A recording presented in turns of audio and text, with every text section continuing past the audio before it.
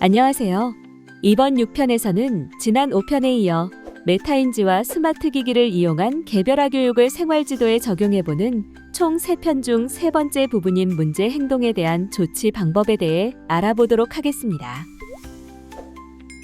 학생들이 잘못을 하는 간단한 메커니즘은 잘못을 해서 얻는 이익이 처벌 조치로 인한 불편함보다 크다면 학생들은 잘못을 하게 되고 처벌 조치로 인한 불편함이 크다면 잘못을 하지 않게 됩니다. 메타인지와 스마트 기기를 활용해 학생 생활지도 상황을 파악하고 이를 바탕으로 학생들을 통제하는 방식은 현대 민주국가가 공권력을 이용해 사회 질서를 유지하는 원리와 같습니다. 농구 경기에 5반칙 벌칙을 활용했습니다. 학생들이 수업 방해를 할 경우 5회까지 칠판에 기록한 후 5회까지 기록된 학생은 교실에서 30분 앉아서 반성한 후 귀가하게 합니다.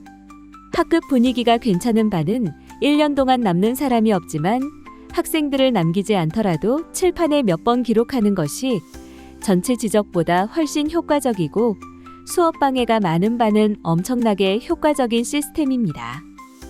30분 정도 남겨서 교실에서 반성하게 하는 것은 부모님에게 문자만 보낸다면 2023년부터 생긴 생활인권 규정에 문제가 되지 않습니다. 수업 방해보다 강도가 센 잘못에 대한 조치이며 축구 벌칙을 활용하였습니다. 간단한 잘못이지만 놔두면 학급 학생들에게 확산이 되어 학급이 엉망이 되는 행동에 쓰기 유용한 조치입니다.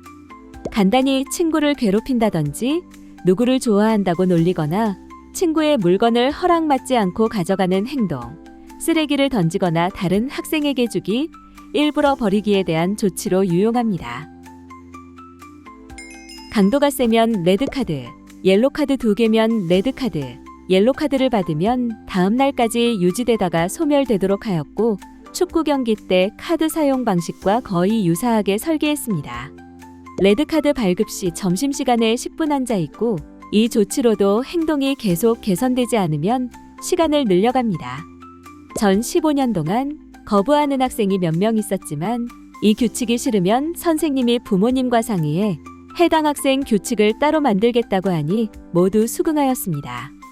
PDC 방식처럼 학생들이 규칙을 만들어야 한다는 선생님들께 축구 시합 시 카드 대신 축구 선수들 결핍 욕구를 해소해주거나 두 팀 선수들이 경기 전 서로 규칙을 만드는 걸로 바꾸어 생각해 보시라고 말씀드리고 싶습니다. 교사의 설명 중 의도적으로 헛소리를 한다든지 중요한 잘못이 반복될 경우 종이 상담일지에 쓴 내용을 기록량이 어느 정도 쌓일 때마다 TPO에 따라 태블릿에 기록하며 해당 학생에게 공지합니다. 그런 학생들은 관리가 제대로 된다면 몇 명 되지 않습니다.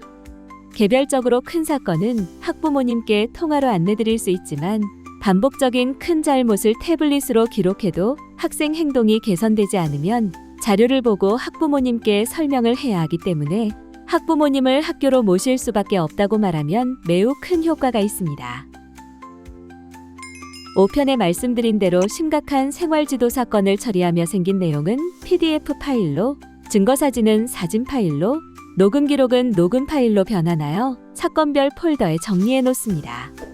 개인생활 문제가 심한 학생 중 큰 사건에 자주 연루되는 학생들이 많기 때문에 심각한 생활 문제를 많이 일으키는 경우 개인 생활 기록 파일에 사건 폴더 번호를 연결시켜 기록하면 기록 시간을 대폭 감소시킬 수 있습니다. 어느 정도 잘못이 누적되면 개인 기록을 기준으로 누적된 내용을 이야기하면서 연결 기록된 사건 내용을 태블릿 안에서 왔다 갔다 하며 이야기하면 잘못된 행동을 억제하는 데 매우 큰 효과가 있습니다.